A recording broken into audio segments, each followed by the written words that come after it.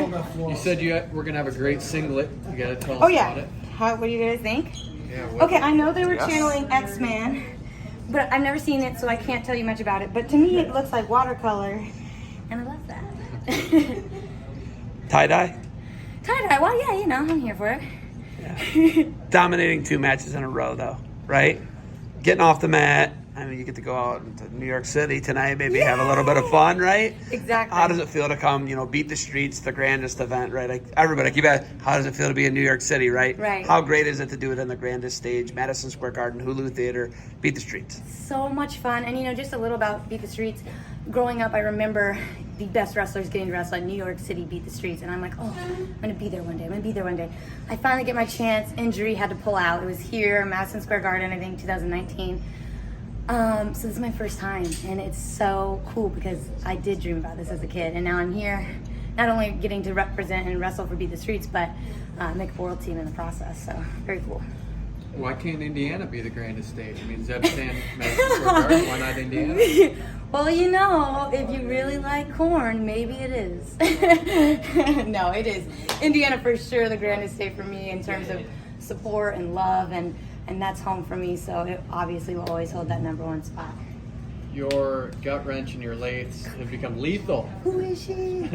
No, yeah, I love parterre wrestling. It's honestly where I feel my best. When I spend entire practices working there, I usually leave the happiest and feeling the most fulfilled, so certainly happy it's showing in my wrestling. But more so just excited that gut wrench is opening up, and it's kind of part of this master plan, right? Like everybody's gonna defend the lace, opens up that gut wrench. So I think that went really well tonight. 2 dominating wins. Who do you credit that helped you kind of get, to this level?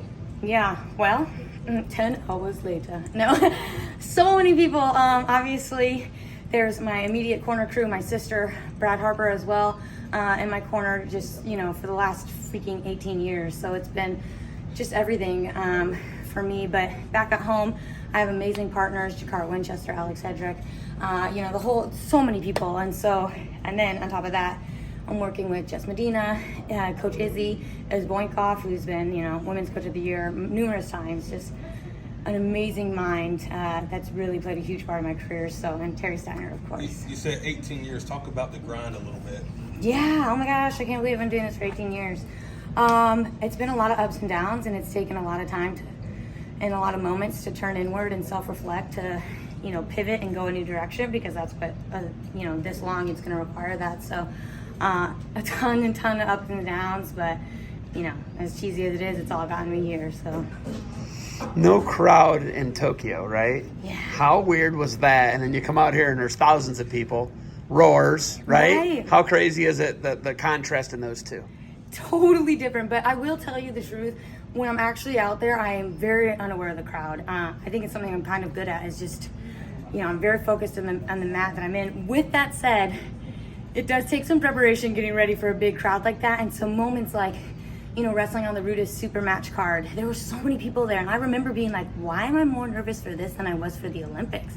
And it is that atmosphere. So super grateful I have those events in my back pocket, been there before, and I could just tune out the crowd tonight and do what I needed to do. Sarah, how are you keeping your mental game strong after coming off of a crazy year? Yeah, 21? I have 3 therapists. No, I really do, but that's a huge part. Obviously, also really close with my boyfriend and my family, and they play a huge piece of my mental game. But lately it's been, what does wrestling add to you versus what, I keep telling myself, like, you cannot become wrestling. You can't become the grind. You can't become this. But you can become within those things, and I think that separation has been huge for my mental game. And so if that means, 4 days before this tournament, I canceled all my workouts for the day. I was like, I need some perspective. I don't need to be here in the mat room. I need to go to the sunshine, get some ice cream with my boyfriend. Things like that have been huge for my mental game. You talk about your family a lot. Your sister Amy is the head coach at Trine University. Yeah. We saw you at NCAA's with the men's tournament. If you got to do college all over again and we had as many D1 opportunities as possible, where would you go? Penn State. I mean, obviously now I have a little bias there. My brother wrestled there last year, but it's very clear the results they're producing, and I would love to be a part of that program and what they're doing. And since I I think we share similar ideas on how to approach the sport. It's really cool to see all of their success pay off and stuff. Not Central Michigan. Well, Your brother I'm was an from All-American in Michigan, Central too. Michigan. I mean, Oh, no disrespect to the Chippewas. just I might saying. be Coach Borelli, amazing coach, so I would be there too. How big would it be for Penn State to add a women's program, you think? Oh, I think it'd be amazing, and I honestly don't think we're too far off. You know, in certain aspects, I think we're going to start seeing them pop up in these huge schools. On top of that, I think they're incredibly equipped to do so. So I think it would be a big thing, and I'm sure they produce similar results as they are with their men. What's it like to be a face of wrestling? It's so weird. Oh my gosh, like it never stops being strange. So when people ask me for my autograph, I'm like, yeah. And they're literally like calling my name to walk out, and somebody's like, can I have your autograph? And I'm like, maybe. I'm like, oh shoot, I gotta go wrestle. But you know, it's like those absolute surreal moments, and I'm like, I don't want to tell this kid no, like this is amazing for me. Maybe it's amazing for them. Like it's very special, and I just feel honored that people want to support me and get behind this whole crazy journey. I feel so grateful. So thank you. Never stop asking for autographs. I'm sorry if I can't do them all the time.